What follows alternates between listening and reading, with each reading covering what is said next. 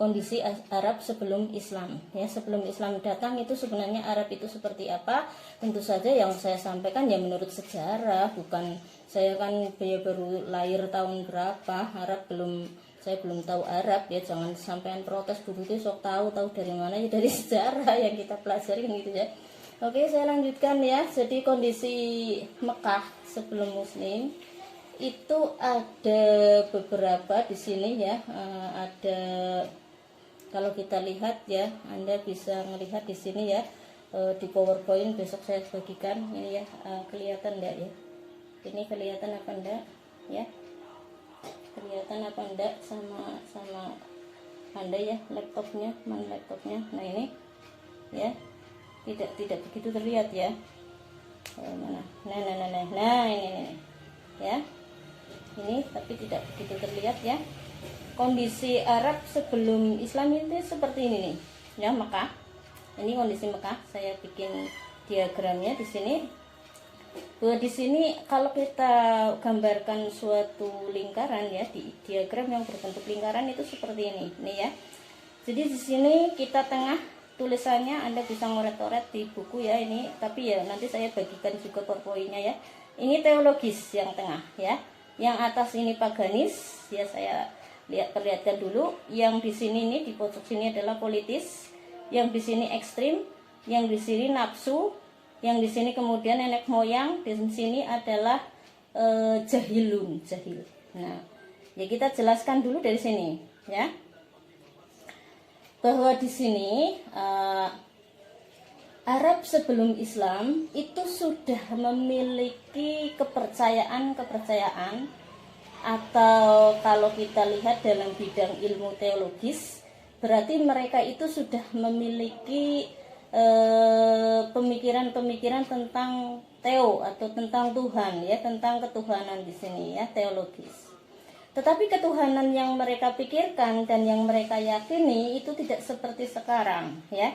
Kita dilihat di sini. Yang pertama di sini ya. Kita lihat dari sini dulu. Dari mana dulu ya? Dari atas dulu ya. Biasanya dari atas ya. Ini dari sini dulu. Yang pertama adalah paganis. Paganis itu apa?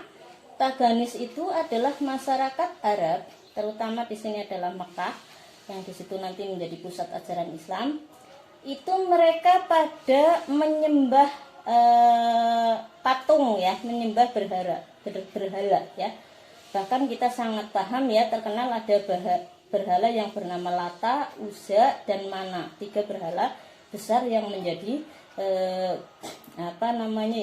rajanya berhala-berhala kecil kan gitu ya. Ini paganis. Jadi masyarakat Arab, masyarakat Mekah sebelum Islam sudah memiliki kepercayaan ini. Jadi minta segala sesuatu ya kepada Lata, Mana, Uzza, atau berhala-berhala yang lainnya ya.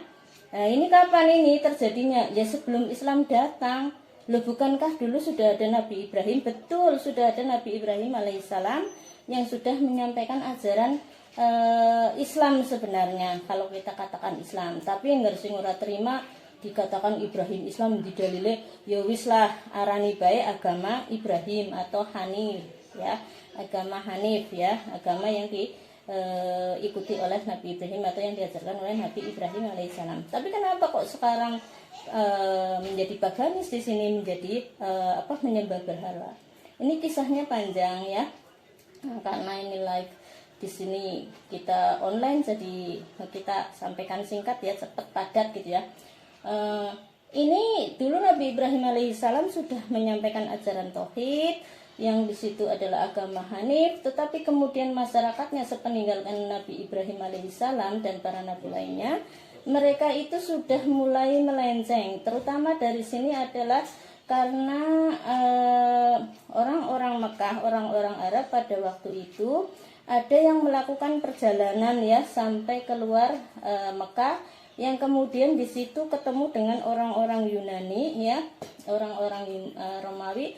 Ternyata mereka itu menyembah seperti itu. Jadi mereka punya sesembahan yang kemudian yang bukan tauhid ya, bukan ajaran tauhid. Nah, sesembahan itulah yang kemudian dijadikan bentuknya, ada bentuknya ini yang disebut dengan berhala kalau kita mengatakan, atau patung. Maka di sini ada berhala. Nah, berhalanya di mana?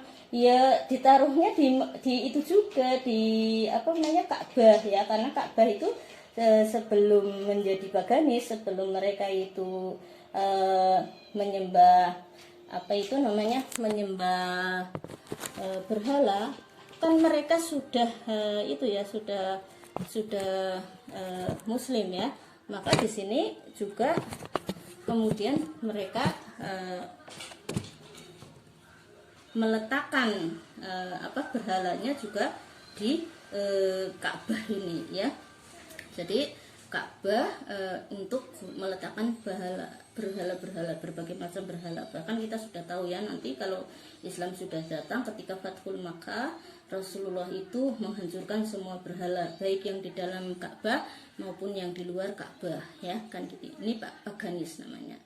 Terus kemudian di samping paganis, mereka juga memiliki ini yang di sini, di sebelah sini ya, politeis.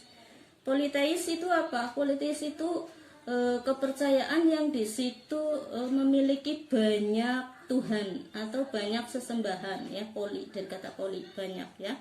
Jadi ada berbagai macam dewa-dewa mungkin ya, bahkan ada yang yaitu tadi menyembah pohon besar dan sebagainya. Ini masuknya ke sini, ke politeis ya. Jadi ada yang menyembah berhala, ada juga yang memiliki banyak dewa, banyak Tuhan di sini. Ya, terpengaruh tadi dari Yunani itu. Yunani juga seperti itu ya. Bahkan kalau di Yunani itu semua raja-raja yang hebat itu nanti akhirnya juga disembah, dimintai tolong, dibikinkan patungnya, kan seperti itu ya. Jadi ada, kita tahu ada dewa Apollo ya, kemudian dewa matahari. Itu karena seperti itu, mereka itu menganggap matahari punya jasa besar gitu ya. Kemudian di situ ada penguasa matahari. Kemudian kalau kita tanpa matahari tidak bisa hidup ya. Kemudian siapa penguasa matahari? Lah mereka gambarkan sendiri dengan pemikiran mereka yang berbentuk dewa. Kemudian di situ dimintai segala sesuatu, karena saking takutnya kalau tidak ada matahari pasti kita hancur. Maka mereka menyembah matahari. Itu misalnya bulan pun begitu, tanpa bulan malam gelap. Terus kemudian membentuk atau membuat Tuhan bulan atau penguasa bulan yang disembah juga. Maka di sini politeis. Jadi ada sendiri-sendiri, penguasa matahari disembah, penguasa bulan disembah, penguasa lautan disembah ya. Yang di situ nanti akhirnya menjadi dewa dewi dan sebagainya. Itu di sini politeis. Makanya Tuhannya banyak ya. Kalau mau menyembah Tuhan itu bikin sesaji banyak sekali. Ada yang untuk dewa ini, dewa itu ya, banyak sekali, perlu duit banyak ya. Kalau kita kan enggak, sing penting sholat ya, cara Gus Bahane, sing penting sholatnya si madhep ngulon, madhep kiblat kan gitu ya. Itu ya. Tapi mereka tidak, mereka harus sesaji-sesaji dulu ya. Kira-kira kalau dewa bumi itu sukanya apa? Kalau sukanya kok telur asin ya, bikin telur asin gitu ya. Gitu ya. Nah, oke, kita lanjutkan ya. Ini kepercayaan Arab, masyarakat Arab sebelum ada Islam. Nah, ini yang selanjutnya, yang ketiga ini. Yang ketiga ini namanya ekstrim. Kenapa saya sebut ekstrim? Dan ini di online ya, jadi saya nggak enak banget ini kalau menerangkan ini sebenarnya ya. Kalau di kampus kan di ruangan forumnya ilmiah, forum mahasiswa, tidak semua orang nonton. Kalau ini nggak apa-apa lah ya. Ini kita sedang bicara ilmiah ya. Kita tidak sedang bicara saru atau porno enggak ya, atau menceng gitu enggak ya, di ekstrim ini. Nah, nanti di sini yang lebih parah ini nanti di nafsu. Ini di ekstrim. Ekstrim itu semacam apa? Kepercayaan di situ memang dari kata-katanya sudah ekstrim.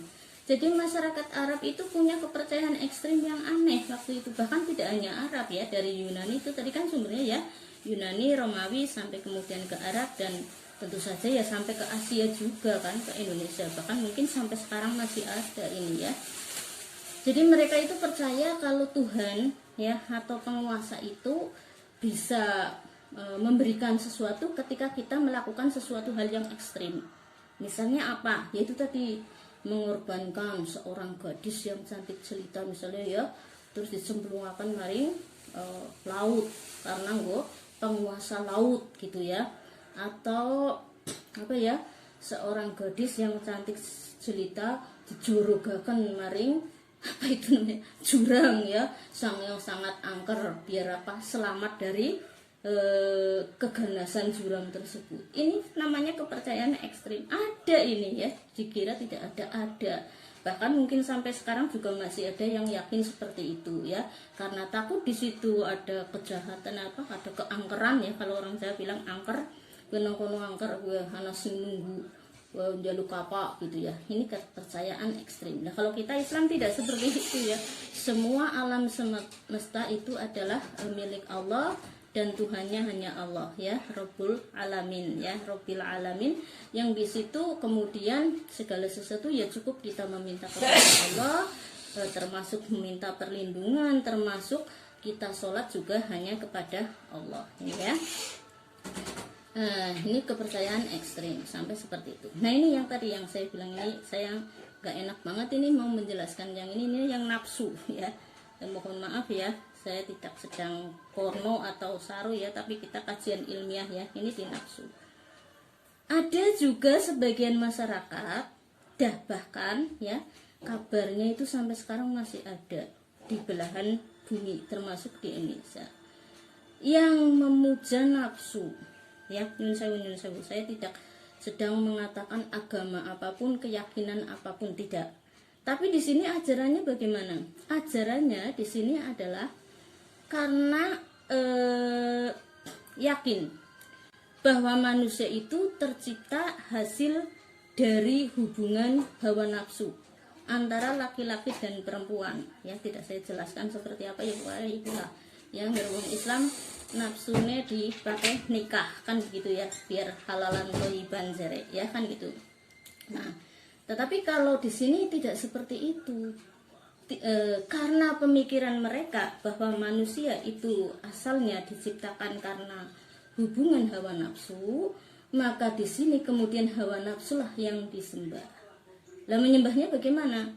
Ya ketika ingin melakukan sesuatu, menginginkan sesuatu supaya Tuhannya yaitu yang berupa hawa nafsu itu mau memberikan sesuatu, maka mereka juga mengadakan ritual hawa nafsu.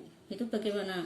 Kumpul bersama di suatu tempat ya, laki-laki, perempuan, banyak orang, bahkan mungkin bisa ratusan. Lah di situ minum dulu ya, mabok dulu, entah dengan mabok dan minum yang jenis apa. Terus kemudian mereka suruh berpasangan dengan ya, milihnya di situ yang cocok siapa. Kan di situ sudah ada laki-lakinya banyak, perempuannya banyak. Nah, ini yang tragisnya di sini ini adalah yang paling hebat takwanya kalau menurut Islam ya, kalau sana nggak tahu ya. Yang paling hebat pengabdiannya kepada Tuhannya itu adalah yang paling maboknya luar biasa, dan yang paling apa ya, dengan pasangannya yang banyak dan lama dan apa ya, yang bulah ngono itu ya, artinya yang pokoknya yang bisa hawa nafsunya itu sangat luar biasa dibanding lain-lainnya, itulah yang tersuper dalam menyembah Tuhannya. Berarti di sini kalau kita kaitkan dengan Islam, sing paling takwa ya sing paling begitu kan gitu ya, yang paling maboknya paling banyak, paling lama, terus kemudian pasangannya juga paling banyak, paling lama, paling dan sebagainya. Ini di sini.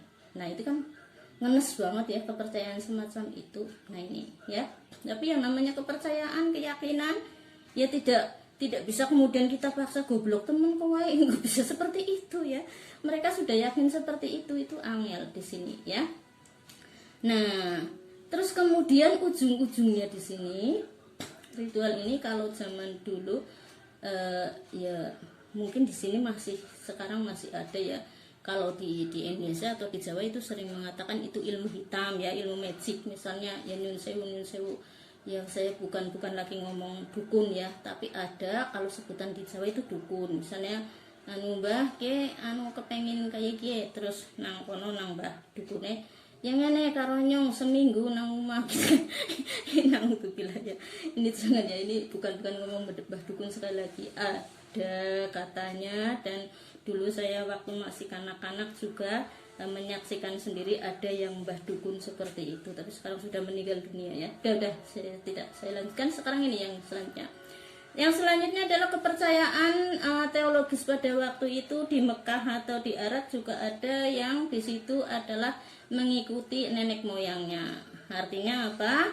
Mengikuti nenek moyangnya bukan mengikuti nenek moyangnya, yakin kepada nenek moyangnya. Jadi yang disembah itu nenek moyangnya ya.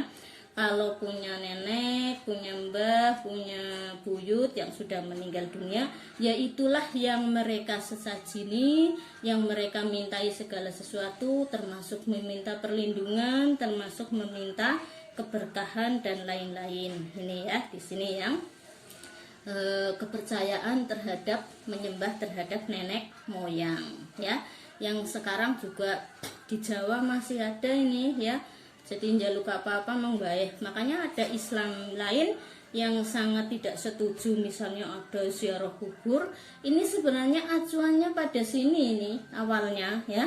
Jadi dikira bahwa ziarah kubur juga meminta kepada arwahnya nenek. Itu ya dikiranya masih seperti itu. Padahal yang masih seperti itu ya bukan muslim. Ini sudah mereka mengaku muslim, ada di KTP-nya, tapi sebenarnya bukan muslim. Dan kalau Islam berziarah kubur tidak seperti itu, malah justru mendoakan orang yang di alam barzah, alam kubur. Bahkan kata Gus Baha itu mengatakan ngece banget ya, ziarah maring wali kon ndongaken wali kon selamat wong wali karo dhewek si si ibadah si kiyang wali dosane ya langka, malah dewek dosane akeh ndonga kenalan gitu ya. Itu guyonan saja ya, guyonan dari Gus Bah. Intinya bahwa di sini kita berziarah kubur tidak meminta kepada nenek moyang kalau muslim. Tapi kalau percayaan zaman dulu dan mungkin juga masih ada di zaman sekarang di Jawa bahkan ya masih ada yang meminta kepada nenek moyang. Karena apa? Mereka yakin Tuhan si mana, siapa penciptanya? Enggak, saya lahirnya dari bapak dan ibu. Bapak ibu saya lahirnya dari nenek saya dari buyut saya dari canggah saya, dan seterusnya sampai ke atas. Akhirnya ujung-ujungnya mereka berpikir bahwa manusia ada itu karena nenek moyangnya. Nah, maka disembah di sini. Bahkan kalau di Jawa masih ada peninggalannya ya. Kalau Anda ingin tahu, di museum ada ya, yaitu peninggalan kepercayaan ini yang disebut dengan lingga dan yoni ya. Bentuknya seperti apa? Nah, ini enggak ada itu ya. Saya pulpen, saya tadi tidak siap pulpen ya. Jadi saya lupa. Coba kalau ada saya kasih gambarnya sebenarnya ya. Tapi sulit ya. Jadi saya lupa nggak siap pulpen. Jadi kayak gini. Lingga dan yoni Anda bayangkan saja ya, saya tidak gambarkan tapi Anda bayangkan.